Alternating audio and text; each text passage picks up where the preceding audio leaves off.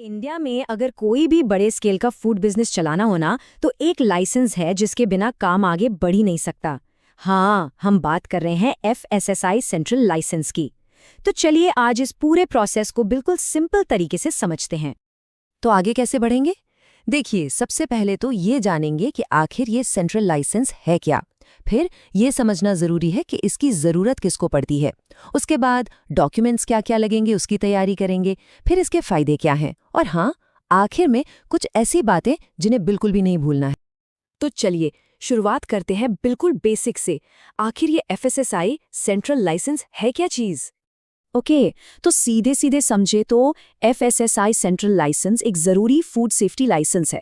ये उनके लिए है जिनका फूड बिजनेस काफ़ी बड़ा है, मतलब जो एक से ज़्यादा स्टेट्स में ऑपरेट करते हैं या फिर फूड प्रोडक्ट्स को इंडिया से बाहर भेजते हैं या बाहर से मंगवाते हैं। एक बात साफ है, ये कोई ऑप्शन नहीं है, ये एक लीगल रिक्वायरमेंट है ताकि पूरे देश में फूड सेफ्टी का एक स्टैंडर्ड बना रहे। अच्छा, अब सवाल ये उठता है कि इस लाइसेंस को देता कौन है। तो देखिए, इसके पीछे पूरी एक हायरार्की है। इसे इशू करती है सेंट्रल लाइसेंसिंग अथॉरिटी। ये अथॉरिटी आती है FSSAI के अंडर, यानी food safety and standards authority of India. और FSSAI खुद ministry of health and family welfare के अंडर काम करती है। और हाँ, सारे एप्लीकेशंस के लिए एक ही पोर्टल है, फॉस्कोस। तो चलिए अब आते हैं सबसे इम्पॉर्टेंट सवाल पर। ये एक तरह का लिटमस टेस्ट है, ये पता करने के लिए कि आखिर किन बिजनेसेस को इस लाइसेंस की ज़रूरत पड़ती है।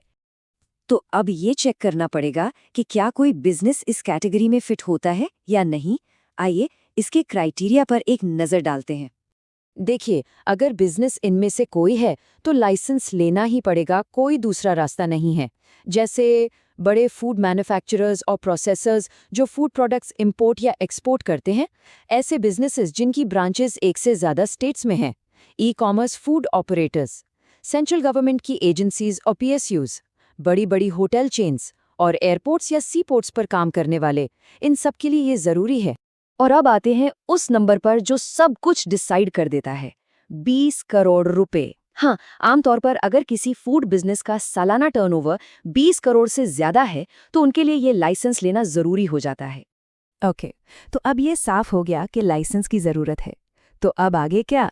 अब बात करते हैं तैयारी की, यानी एप्लीकेशन के लिए जो डॉक्यूमेंट्स चाहिए उस पूरे टूल किट की। स्टेप 1, ओनर या एप्लीकेंट के पर्सनल डॉक्यूमेंट्स। इसमें क्या क्या चाहिए?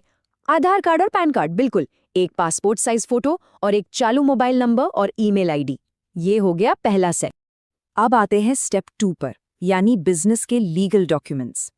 इसमें लगेगा कंपनी का इनकॉर्पोरेशन या रजिस्ट्रेशन सर्टिफिकेट, रजिस्टर्ड ऑफिस का एड्रेस प्रूफ, और हाँ, अगर जगह रेंट पर है तो रेंट अग्रीमेंट और उसके साथ साथ ओनर का NOC भी जरूरी है।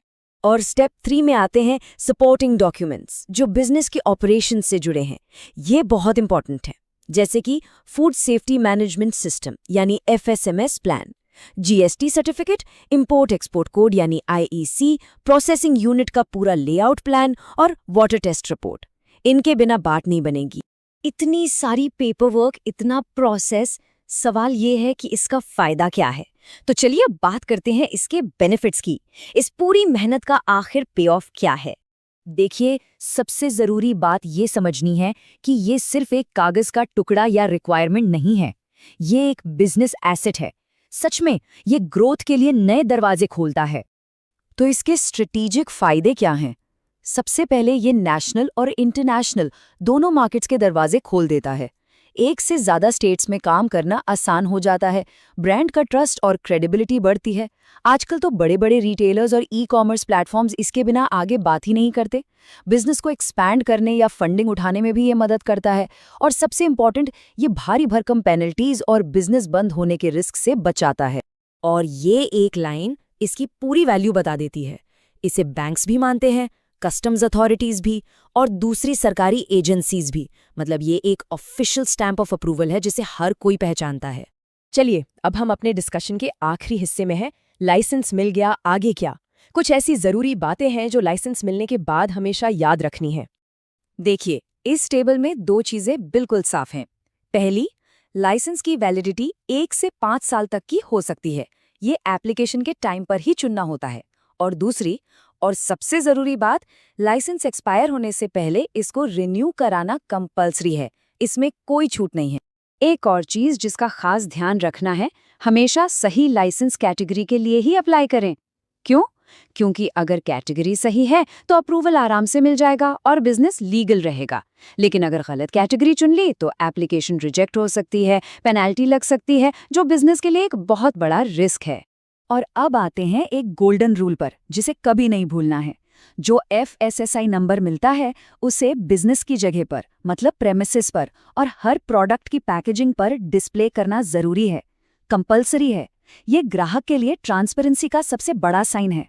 तो आखिर में सवाल बस इतना सा है, क्या कोई फूड बिजनेस नेशनल लेवल पर लोगों का भरोसा जीतने और अपनी असली पोटेंशियल को अनलॉक करने के लिए तैयार है? क्योंकि FSSAI सेंट्रल लाइसेंस उस सफर का सबसे पहला और सबसे मजबूत कदम है।